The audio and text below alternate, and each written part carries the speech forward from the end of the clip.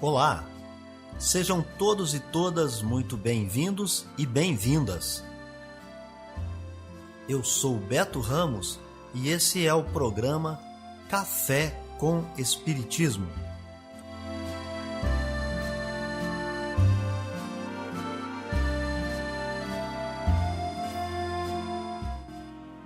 Um programa diário que aborda temas da filosofia, de conhecimentos gerais e de espiritismo. A verdade é o conhecimento que liberta.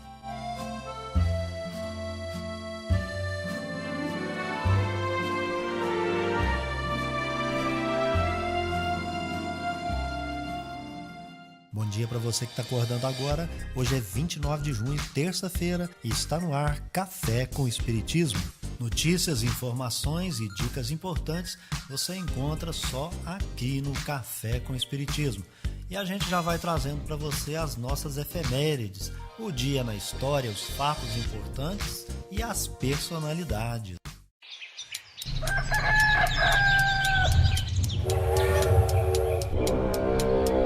Dia na história.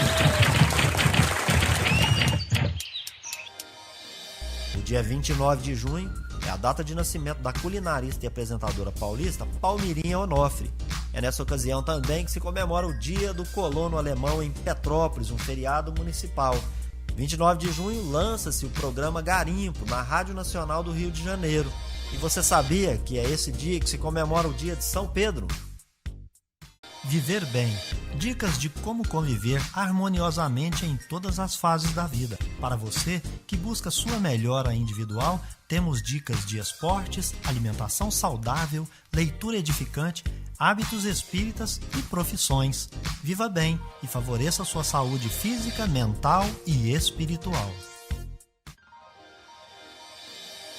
Hoje nossas dicas são hábitos espíritas saudáveis. Crie o hábito de leitura. Livros são poderosas fontes de transformação para o nosso interior e justamente por isso necessitamos manter contato com obras literárias que estimulem os bons sentimentos e nos despertem para dignificantes realizações. Além do que é possível absorver de conteúdo, o tipo de leitura que realizamos nos coloca em relação com as companhias que atraímos. Escolher um bom livro com assuntos elevados nos possibilita agir como um catalisador do bem. Os assuntos relevantes produzem bons pensamentos, que produzem bons sentimentos, que nos proporcionam a companhia dos bons espíritos. Cuide também da sua saúde mental. É bastante saudável se livrar de problemas desnecessários. Comece focando no que é importante fazer e pensar para se manter em perfeito equilíbrio mental e emocional. Verifique quais são os problemas que devem ser resolvidos por você e aqueles que devem ser resolvidos pelos outros. Medite sempre se não há uma atração desnecessária de responsabilidade ou desleixo com as mesmas. Livre sua mente dos pensamentos ruins e pessimistas. Seja generoso e não sinta vergonha de experimentar a paz interior que esse hábito provoca. O bem-estar provoca o aumento de hormônios da satisfação, deixando você cada dia mais feliz e realizado, potencializando sua capacidade de fazer mais e melhor. Durma bem. Dormir bem é uma dica bastante valiosa. Repousar seu corpo por 6 a 8 horas de sono diárias livrará você de muitos males, inclusive doenças, e ainda te deixa com as energias carregadas para viver o dia seguinte. Notícias do Brasil e do mundo é aqui no Café com Jornal. A pandemia tem feito o brasileiro manter o desejo por contratar ou permanecer vinculado a um plano de saúde e fez crescer a vontade da população em adquirir carro próprio, aparelhos celulares, computadores e ter acesso à internet de alta velocidade. É o que mostra a pesquisa do Instituto Vox Populi, encomendada pelo IES, Instituto de Estudos de Saúde Suplementar. Assim como nas 5 edições anteriores da pesquisa, que acontece a cada 2 anos, contar com um plano de saúde é o terceiro maior desejo do brasileiro, atrás de casa própria e educação. De acordo com José Sequim, superintendente do IES, o período da pandemia e as novas necessidades frente ao isolamento social, como o trabalho e o ensino remotos e a telemedicina, por exemplo, justificam as menções às tecnologias. Quanto ao carro próprio, que ficou em 4º lugar na pesquisa, esse desejo também aparece como recurso que visa evitar o contágio pelo coronavírus, explica Sequim. Na pandemia, a recomendação é evite aglomerações. Quando a pessoa tem que se deslocar de casa para o serviço, para o escritório, ou ela vai de carro ou vai de coletivo. O coletivo é o lugar de maior concentração, de maior risco de transmissão desse coronavírus e de contágio. Então, o que sobrou para a pessoa é desejar carro, porque com isso ele se desloca sozinho, sem enfrentar aglomerações. A pesquisa também mostrou que a maioria dos brasileiros está satisfeita com o plano de saúde que possui e 86% o recomendariam para amigos e familiares. Para o funcionário público Francisco Nascimento, morador de Brasília, ter um plano de saúde tornou-se uma necessidade frente à dificuldade de ser assistido no Sistema Único de Saúde. Quando você olha para o sistema de saúde e você não consegue perceber o que você possa conseguir, né? Um bom atendimento, você tem que fazer uma escolha entre aquilo que você pode ter minimamente a garantia de um bom atendimento e um espaço que dificilmente você teria esse atendimento. De acordo com o IES, o estudo pode servir de base para regulamentação e debates sobre a saúde suplementar, como destaca José Sequim. Os órgãos públicos de regulação e controle, eles têm que pensar em novos tipos de produtos que estejam ao alcance de boa parte desses brasileiros que desejam ter plano, mas não têm renda suficiente para um plano como vendido e como regulamentado nos dias de hoje. O levantamento foi feito em 8 capitais metropolitanas entre 15 e 26 de abril deste ano e ouviu 3.200 pessoas. Com produção de Renato Lima, da Rádio Nacional em Brasília, Daniela Longuinho.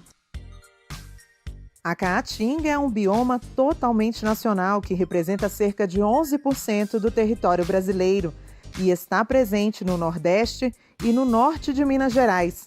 Em uma das plantas nativas desse bioma, um grupo de cientistas identificou substâncias medicinais que podem ser boas para a memória. O pesquisador da Embrapa, Kirley Canuto, que coordena os estudos, conta como selecionaram uma variedade de açucena encontrada em solo cearense. Como sabíamos que ela produzia alcaloides, hipotetizamos que o extrato dos bulbos poderiam apresentar atividades anti-inflamatórias e anticolinesterásicas. Estes efeitos são benéficos para várias doenças crônicas e neurodegenerativas, como asma, artrite e mal de Alzheimer. O nome científico dessa espécie de planta com flor é Ripeastrum elegans.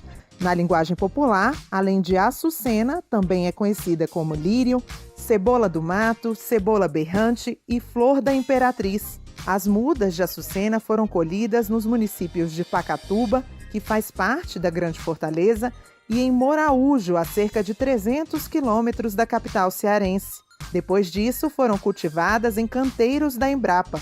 O pesquisador, Kirley Canuto, explica como têm sido realizados os testes farmacológicos até o momento. O primeiro para avaliar a atividade anti-inflamatória em neutrófilos humanos. O segundo para avaliar a ação antineuroinflamatória em células nervosas, além de determinar a ação inibidora contra a enzima acetilcolinesterase, que é um alvo terapêutico associado ao mal de Alzheimer. No momento, estamos realizando testes pré-clínicos em roedores, para avaliar o efeito do extrato mais bioativo sobre a perda de memória.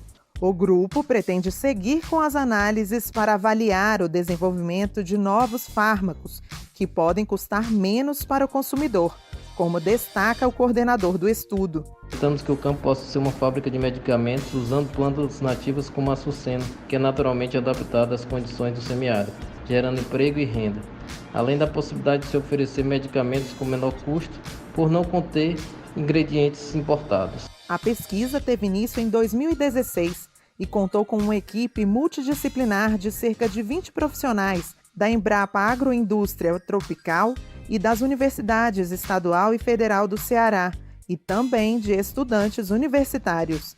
Da Rádio Nacional em Brasília, Beatriz Evaristo.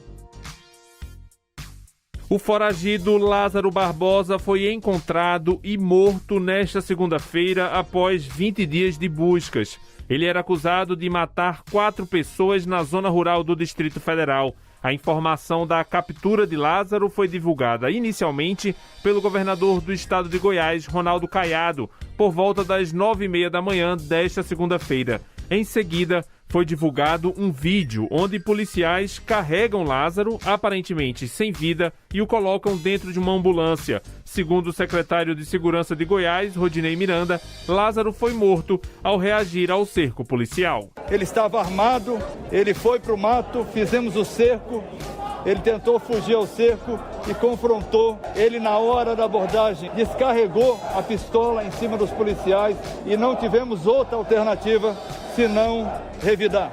Ele foi socorrido com vida, mas chegando ao hospital veio a óbito. O secretário informou ainda que Lázaro tentou encontrar a ex-sogra e a ex-esposa na periferia de Águas Lindas de Goiás, quando foi surpreendido por policiais. Rodinei Miranda disse que a investigação continua, pois eles suspeitam que Lázaro atuava sob as ordens de uma organização criminosa da região. Ele foi encontrado, além da arma, ele foi encontrado com cerca de R$ 4.400 no bolso. Isso é mais uma prova de que tem a gente acobertando ele e dificultando o trabalho das forças policiais. Segundo o secretário de Segurança de Goiás, uma das linhas de investigação é a de que Lázaro era um jagunço e atuava como segurança de outras pessoas. Eles também investigam se a atuação de Lázaro na região era no intuito de espalhar o terror e provocar a redução do valor das propriedades do município, que deveriam ser compradas por pessoas interessadas. Na última semana, foi descoberto que Lázaro recebeu abrigo e alimentos de um fazendeiro da região, onde ele teria dormido por 5 noites. Os policiais suspeitaram do proprietário por ele não autorizar a entrada dos agentes na fazenda. Lázaro Barbosa estava há 20 dias sendo procurado por uma força-tarefa de mais de 250 agentes de segurança. Nesse período, ele trocou tiros com a polícia, ferindo uma agente de raspão, fez reféns e foi acusado de balear 3 pessoas. Da Rádio Nacional em Brasília, Lucas Por Deus Leão. Amor à sabedoria. Está no ar o Filosofando. No Evangelho segundo o Espiritismo, para todo aquele que estuda, você encontra resumo da doutrina espírita de Sócrates e Platão. Nesta semana, nós estamos trazendo o resumo para você. A alma impura, neste estado, se encontra pesada e é novamente arrastada para o mundo visível, pelo horror do que é invisível e imaterial. Ela erra, então, segundo se diz, ao redor dos monumentos e dos túmulos, juntos dos quais foram vistos, às vezes fantasmas tenebrosos, como devem ser as imagens da alma que deixaram o corpo sem estar inteiramente puras e que conservam alguma coisa da forma material, o que permite aos nossos olhos percebê-las. Essas não são as almas dos bons, mas as dos maus, que são forçados a errar nesses lugares onde carregam as penas de sua vida passada e onde continuam a errar até que os apetites inerentes à sua forma material as devolvam a um corpo. Então, elas retomam, sem dúvida, os mesmos costumes que durante a vida anterior eram de sua predileção. Não somente o princípio da reencarnação está aqui claramente expresso, mas também o estado das almas que ainda estão sob o domínio da matéria é descrito tal como o Espiritismo demonstra nas evocações. E há mais, pois afirma-se que a reencarnação é uma consequência da impureza da alma, enquanto as almas purificadas estão livres delas. O Espiritismo não diz outra coisa, apenas acrescenta que a alma, que tomou boas resoluções na erraticidade e que tem conhecimentos adquiridos, trará menos defeitos ao renascer, mais virtudes e mais ideias intuitivas do que na existência precedente, e que assim cada existência marca para ela um progresso intelectual e moral. Após a nossa morte, o gênio Daimon, que nos havia sido designado durante a vida, nos leva a um lugar onde se reúnem todos os que devem ser conduzidos ao Hades para julgamento. As almas, depois de permanecerem no Hades o tempo necessário, são reconduzidas a esta vida por numerosos e longos períodos. Esta é a doutrina dos anjos guardiães ou espíritos protetores e das reencarnações sucessivas, após intervalos mais ou menos longos de erraticidade. Os demônios preenchem os espaços que separam o céu da terra. São os laços que ligam o grande todo consigo mesmo. A divindade não entra jamais em comunicação direta com os homens, mas é por meio dos demônios que os deuses se relacionam e conversam com eles, seja durante o estado de vigília, seja durante o sono. A palavra daimon, da qual se originou o demônio, não era tomada no mau sentido pela antiguidade como entre os modernos. Não se aplicava essa palavra exclusivamente aos seres malfazejos, mas aos espíritos em geral, entre os quais se distinguiam os espíritos menos elevados ou demônios, propriamente ditos, que se comunicavam diretamente com os homens. O Espiritismo ensina também que os espíritos povoam o espaço, que Deus não se comunica com os homens senão por intermédio dos espíritos puros, encarregados de nos transmitir a sua vontade, que os espíritos se comunicam conosco durante o estado de vigília e durante o sono. Substituí a palavra demônio pela palavra espírito e tereis a doutrina espírita. Ponde a palavra anjo e tereis a doutrina cristã. Café com Espiritismo. É hora da mensagem espírita.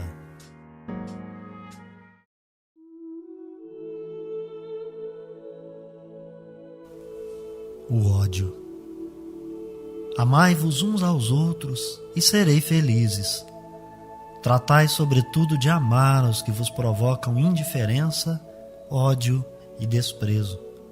O Cristo, que deveis tornar o vosso modelo, vos deu o exemplo dessa abnegação. Missionário do amor, amou até dar o sangue e a própria vida. O sacrifício de amar aos que vos ultrajam e perseguem é penoso, mas é isso precisamente o que vos torna superiores a eles. Se vos os odiasseis como eles vos odeiam, não valeríeis mais do que eles. É essa a hóstia imaculada que ofereceis a Deus no altar dos vossos corações, hóstia de agradável fragrância, cujos perfumes sobem até ele. Mas embora a lei do amor nos mande amar indistintamente a todos os nossos irmãos, não endurece o coração para os maus procedimentos. É essa, pelo contrário, a prova mais penosa. Eu sei, pois durante minha última existência terrena, experimentei essa tortura. Mas Deus existe e pune, nesta e na outra vida, os que não cumprem a lei do amor. Não vos esqueçais, meus queridos filhos, de que o amor nos aproxima de Deus e o ódio nos afasta dele. O ódio é um texto do Evangelho segundo o Espiritismo.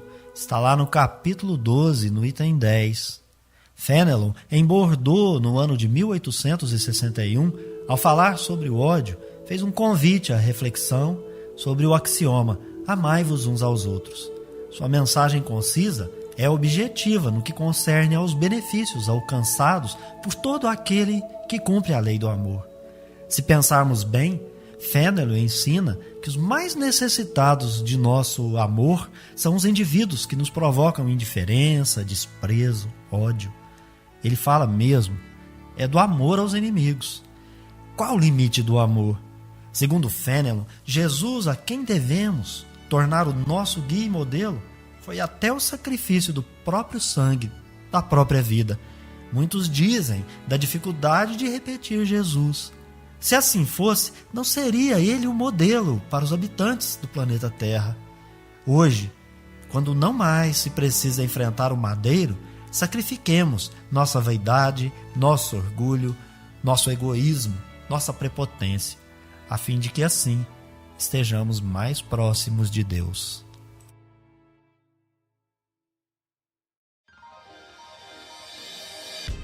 Então é isso aí, pessoal. Se inscreva no nosso canal, deixe o seu comentário, a sua impressão. Um abraço, até o próximo Café com Espiritismo. Tchau! Este foi o nosso programa Café com o Espiritismo. Um oferecimento de Instituto Revelare. Se inscreva em nosso canal, acione o sino das notificações e se torne membro para apoiar os projetos. Nós nos encontramos no próximo episódio.